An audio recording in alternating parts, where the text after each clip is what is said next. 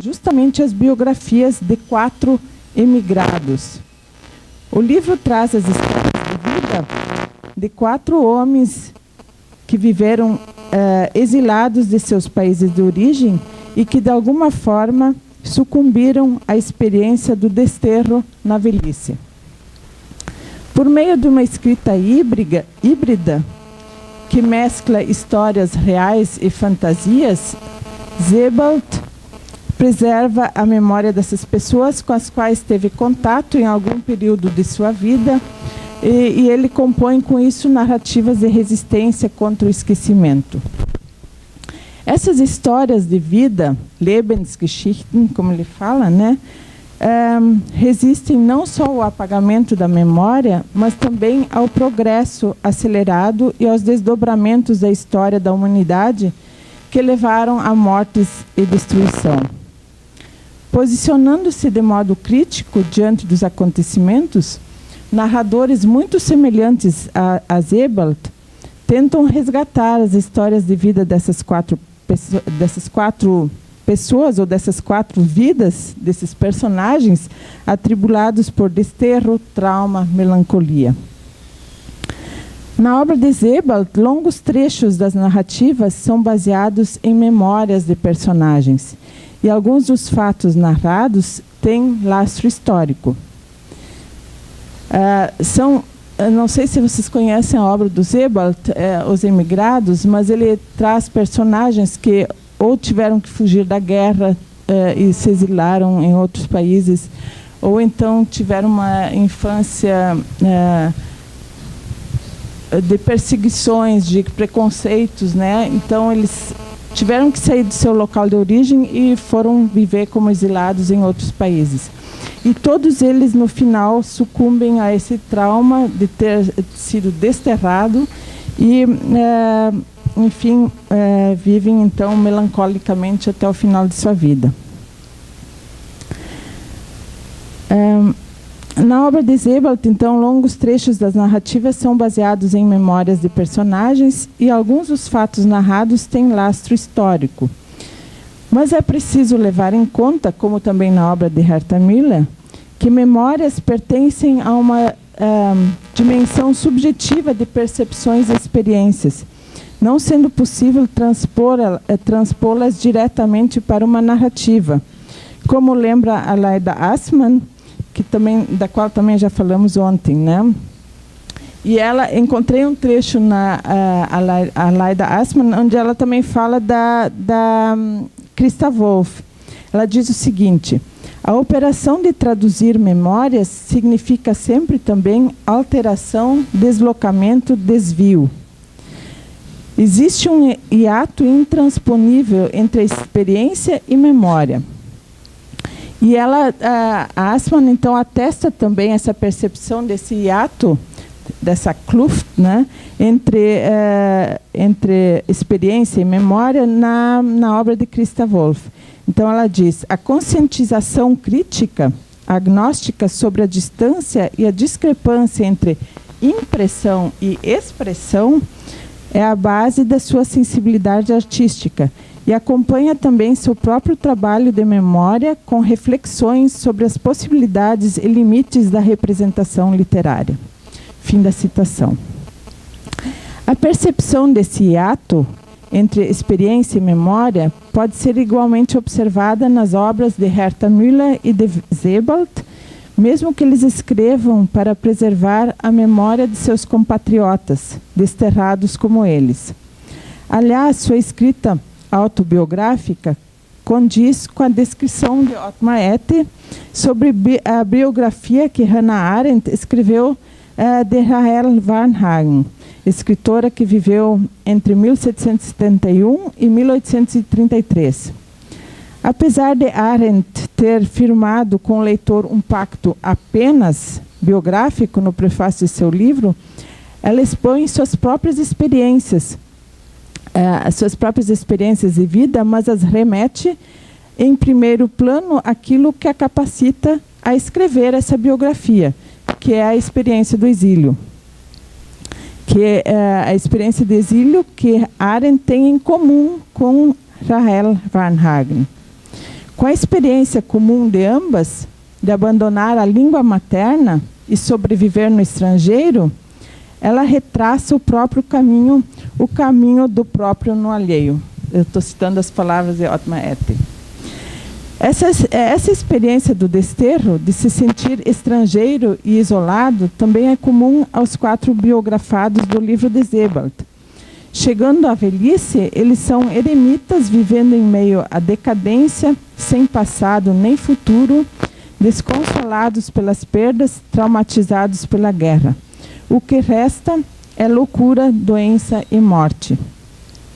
Da mesma forma que Herta Müller, em suas obras, o Sebald configura uma escrita autobiográfica que incorpora a própria experiência e o saber sobre a vida e a sobrevivência, mas que não busca espelhar-se a si mesmo, e sim expressar experiências comuns que dizem respeito aos seres humanos de modo geral. Desse saber sobre a vida resultam, então, narrativas, muitas vezes baseadas em figurações de memória, com foco em histórias de vida que se relacionam a experiências pessoais e coletivas com períodos históricos de crises e rupturas, tão comuns no século XX. E continuam, claro, no século XXI também, né? Constata-se, então, nas obras desses 2 autores, um saber sobre a vida que inclui uma dimensão estética, conforme pensada por Ottmar Ette. Vou citar: a dimensão estética da escrita não se limita a ser ornamento, mas é justamente pelo caráter de inconclusão dos processos de significação que ela desencadeia ou está por desencadear um saber sobre a vida que se apresenta sob forma narrativa. E aí, num outro trecho, sobre o saber sobre a vida, eu acho que a Juliana falou desse trecho ontem também. O saber sobre a vida está atrelado aqui a experiências de vida específicas, mas nunca a uma única lógica. Pelo contrário, esse conceito contém exatamente a capacidade, útil à sobrevivência, de poder pensar e proceder segundo diversas lógicas ao mesmo tempo. O que interessa também na obra de Ette, que também serve para as minhas pesquisas, é o conceito de Lebenswissen, né? Então, como saber sobre a vida e como saber da vida em si, ou seja, pode-se entendê-lo, esse saber, né, como, cito de novo, noção de modelo para a vida e como apreensão descritiva da vida. É muito importante esse trecho, apreensão descritiva da vida.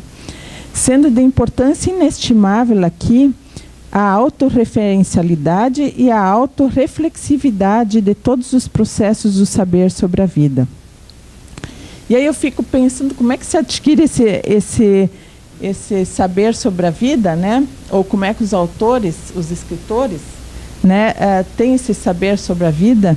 E também encontrei uma passagem em Ette que diz: contudo, conquista-se o saber sobre a vida não apenas por meio de experiências concretas em contextos de vida imediatos, mas também por meio da produção e recepção de bens simbólicos. E aí que nós estamos, né?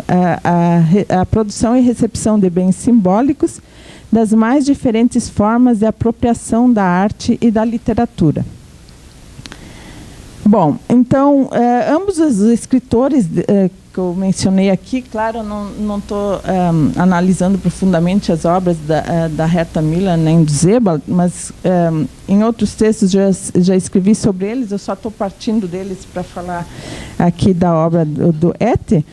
Então, ambos os escritores inscrevem-se com suas obras nas literaturas de migração, aquelas literaturas que expressam o saber sobre a vida, baseado na experiência vivida entre mundos, também uma expressão de Ette, né? Eu acho que do segundo volume, né? O Viver entre Mundos. Dessa forma, inserem-se no contexto das literaturas sem morada fixa, como essa literatura sem morada fixa, ela pôde formar-se no decorrer do século XX, marcado por expulsão, exílio e migração. e estou citando ainda, e no século XXI continuará se desenvolvendo aceleradamente. É o que a gente está vendo com os movimentos migratórios de hoje em dia, né, na Europa, mas também aqui no Brasil, se pensarmos no norte do Brasil, onde os venezuelanos estão entrando, né, e, enfim, esses movimentos migratórios vão continuar acontecendo. Então, eu concordo com Etty quando afirma que as literaturas desse século devem tornar-se literaturas do mundo, em grande medida sem morada fixa. E que, com essa situação, as filologias, cuja terra natal é a terra, em maiúsculo, né, rememorando Auerbach, elas deveriam sintonizar-se, então, com essa situação, as literaturas do mundo deveriam sintonizar-se hoje em dia. É isso. Obrigada.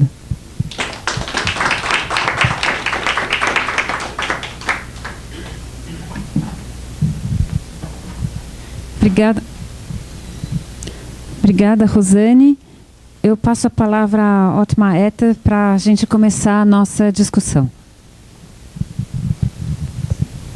Obrigado, muchísimas gracias por las dos presentaciones que ponen énfasis en dos aspectos, o una serie, todo un abanico de aspectos, pero dos aspectos sobre todo que me parecen muy importantes y muy al mismo tiempo muy digamos que constituyen desafíos también para digamos el desarrollo teórico que debe seguir. Por un lado, pues lo que dijiste, Pedro, es bien cierto y es me parece muy importante establecer un diálogo con otras ciencias, con otras lógicas, ciencias duras, que hemos tratado de desarrollar desde el primer momento. Yo me acuerdo que en el momento del manifiesto, o sea, del 2007, Literaturwissenschaft als Lebenswissenschaft, habíamos organizado toda una serie de encuentros entre, digamos, teoría literaria y teorías de las biociencias, ¿no?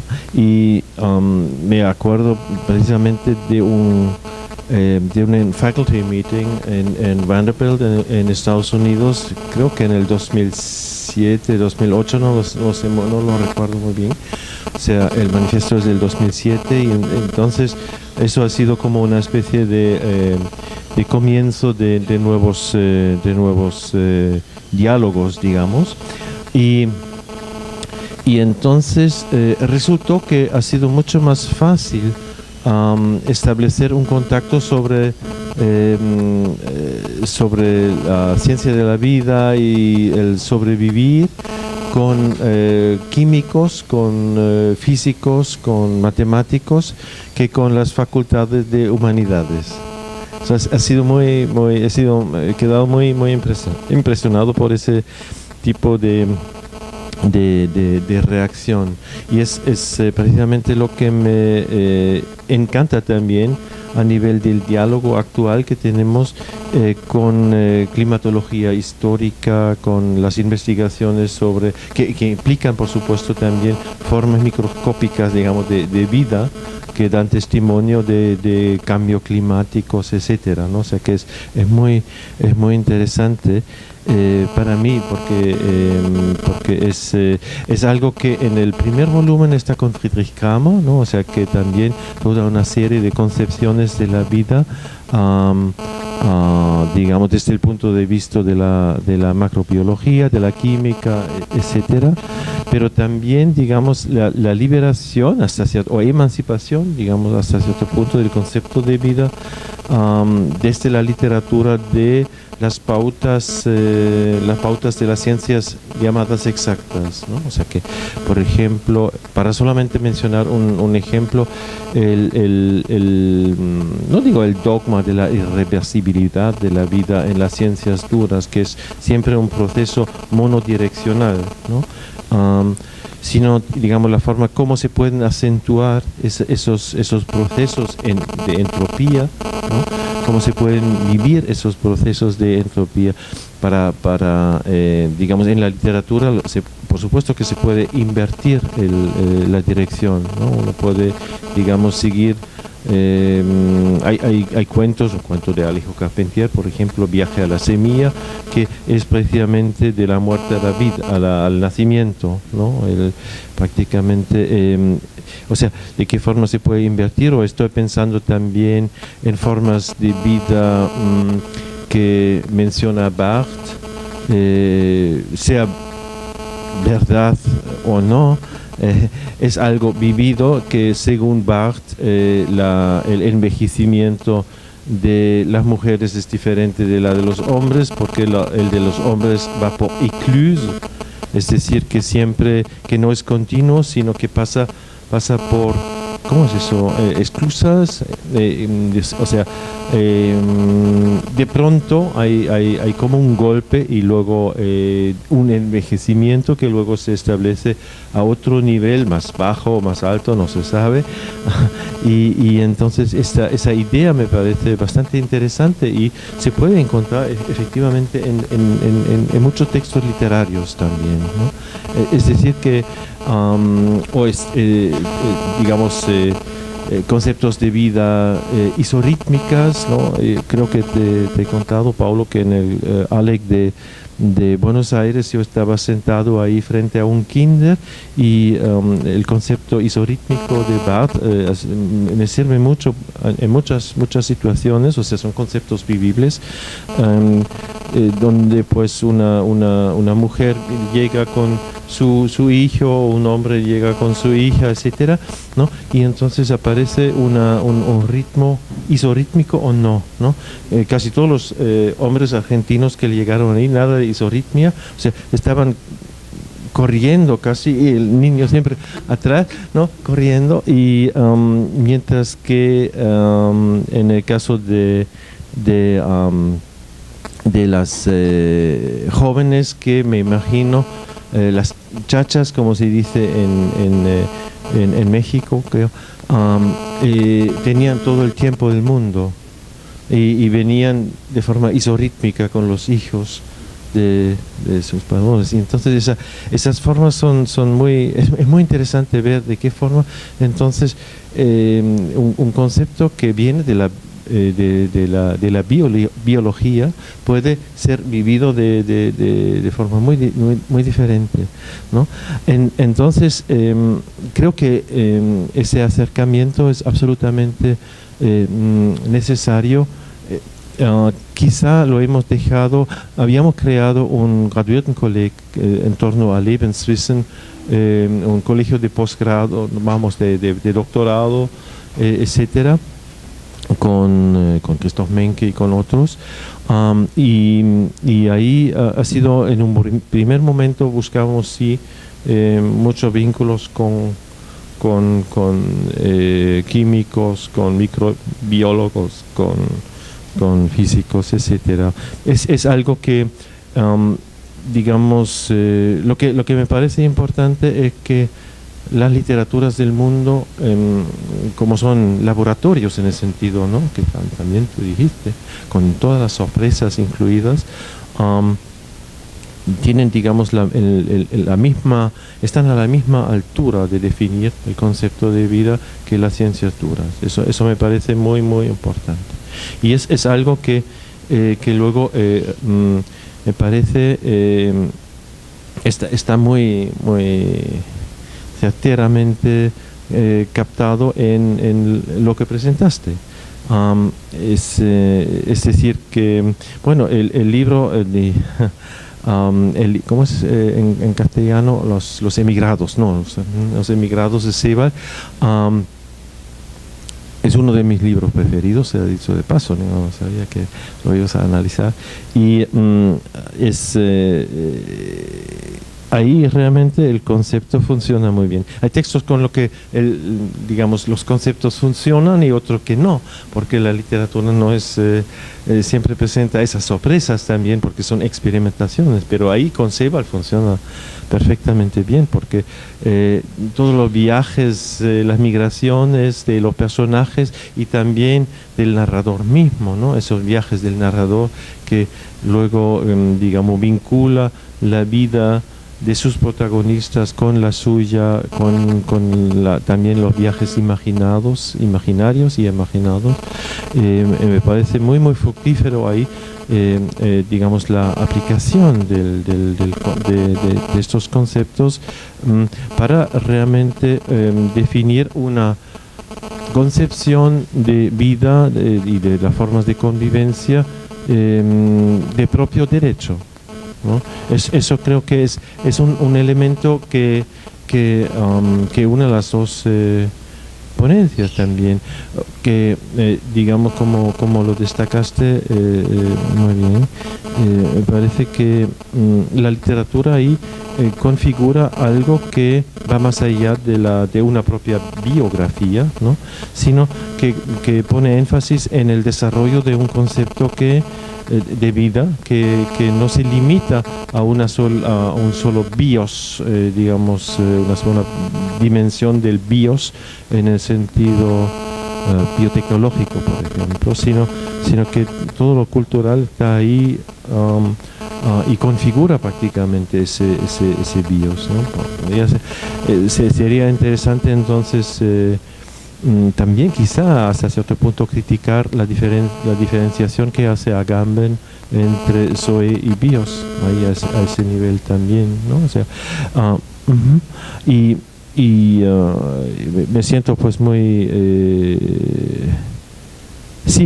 desafiado a ese nivel de desarrollar más ese tipo de concepción de vida para no una concepción o un concepto, sino digamos la afirmación de la equipolencia del mismo poder de un concepto en las ciencias llamadas exactas y en las ciencias que llamamos a veces de humanidades o de Geisteswissenschaften o lo que sea. Entonces, digamos, eso sería, digamos, también, y eso es lo que me gustó mucho esta mañana, es un horizonte que aparece, por lo menos en mi lectura, en mi escucha, digamos, en mi écoute de vuestras comunicaciones. Eso es lo que me ha captado y me da mucho a reflexionar cómo logramos estratégicamente una equipolencia de conceptos que no dependen de conceptos de otras disciplinas, sino que son conceptos digamos, que vienen directamente de la literatura, que vienen de otras actividades artísticas, ¿no? De ese saber muy específico, estético, que nos ayuda a vivir y que transforma pues esa vida en algo vivible también, ¿no? Y entonces, bueno, pues, muchísimas gracias. Eso sería pues mi comentario directo y mi agradecimiento al mismo tiempo. Há perguntas, comentários? Paulo.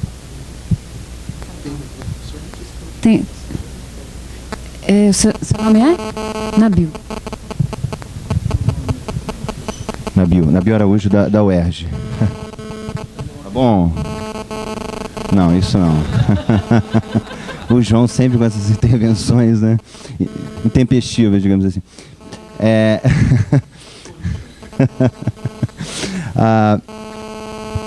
Pedro, eu achei muito instigante a sua comunicação. Me fez pensar em muitas coisas e eu queria compartilhar com você assim, as questões que surgiram, né, ao longo da sua fala. Eu vou focar na própria ideia de uma terceira cultura a partir da ideia lá do C.P. Snow, das duas culturas, né? Acho que você fala com muita razão, quer dizer, há uma espécie de caricatura das hard science, né, do lado das humanidades, né, e que desconsidera exatamente essa, digamos, heterogeneidade interna, não só entre as disciplinas, as ciências, mas dentro das próprias disciplinas. Mas acho que o contrário também acontece, e nós mesmos endossamos isso, quer dizer, falar em humanidades, né, mesmo que esse plural seja mantido, eu acho que a heterogeneidade, no nosso caso, é muito maior até, em termos de pontos de vista discrepantes, quer dizer, nós somos habituados desde muito cedo, ou pelo menos deveríamos, a lidar com a polêmica, com a discordância, com pontos de vista discordantes, né, uma tensão interna. Então, a minha pergunta, né, assim, em relação à ideia de terceira cultura, será que ela não endossa, quer dizer, entendeu? Assim, porque você tem a ideia das duas culturas, né? O C.P. Snow, de alguma maneira, ele já estava lidando com alguma coisa nivelada, né? Você tem as ciências e humanidades. Então, em que medida a ideia de uma terceira cultura, como uma, sei lá, uma síntese dialética, alguma coisa que viria dessa, não reforçaria, né, exatamente essa homogeneização de campos que são, na verdade, muito heterogêneos, né? E aí vem a segunda questão, né, que é o desenvolvimento dessa, que será que essa ideia não parte também do princípio de que o consenso é que é o objetivo, né? E não haveria aí uma ideia quase habermasiana, assim, da razão comunicativa, da criação de uma linguagem compartilhada por todos, né? Digamos, evitar o conflito, né? Será que é essa a questão, ou será que uma lição do que nós chamamos de humanidades não seria exatamente o contrário, né? Aprender desde cedo a lidar com o conflito, a lidar com a impossibilidade de síntese, com a impossibilidade, muitas vezes, de concordância. E aí a gente está numa arena mesmo, numa arena de disputa de pontos de vista, toda a dimensão política, ética, etc. Se a gente pensa, você citou o Thomas Kuhn, né? A ideia de ciência normal, se por tudo que você falou, ela é cada vez mais complicada em relação às próprias hard science, né, porque a ciência normal, afinal de contas, é um consenso, né, como Kuhn vai dizer, um consenso em torno de objetos, de métodos, de conceitos, de uma prática consensual, que de repente vai ser abalada por algum tipo de dissenso, e aí vai gerar a novidade, como você bem apontou. Imagine nas chamadas humanidades, né, o que se aproximaria da ciência normal, né, nesse campo de força mesmo, né? E aí, por fim, mas você veja que são aspectos diferentes da mesma questão, a ideia do trans, né? Que, assim, se inevitavelmente a gente não tende a uma departamentalização do transdisciplinar. Quer dizer, é um pouco um risco que a gente corre, já que você falou em utopias, né? Eu conheço mais de perto lá a experiência da UFMG, do IEAT, né? Do Instituto de Estudos Avançados Transdisciplinares. Não sei em que medida ele foi uma inspiração para você, mas são perguntas que eu imaginei e acho que você poderia, já que eu acho que o livro do Ether, né, e a obra dele de modo geral, ele exatamente tem esse aspecto ele levanta várias vertentes, né? Eu acho que ele é uma mostra significativa de como você tem um discurso que é perpassado muitas vezes por uma multiplicidade sem síntese possível, né?